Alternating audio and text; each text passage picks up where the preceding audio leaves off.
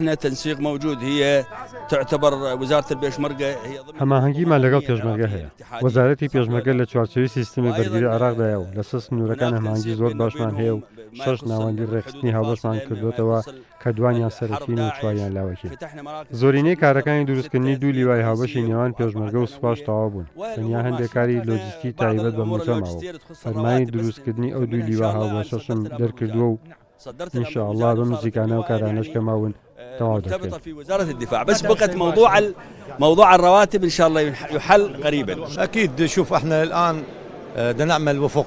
ئێمە ئۆپراسیۆنەکانمان دژی داعش بەردەوامە و لە ماوەی ڕابردوودا زۆرێک کوژرا و دەستگیرکراویان هەبووە و زۆرێک لە مۆڵگەکانیان تێکشکێنراون. لەگەڵ برا پێشمەرگەکانیشمان هەماهەنگیمان هەیە و دوو لیوای هاوبەش لە نێوان پێشمەرگە و سوپا دروست دەکرێت و بەم نزیکانە ڕێکارەکانی پێکێنانی ئەو دوو لیوایە تەواو دەکرێت. ئەرکی ئەو لیوایانش پڕکردنەوەی بۆشایەکان دەبێت لەو ناوچانەی هێڵی نێوان هێزی پێشمەرگە و سوپای عێراقن.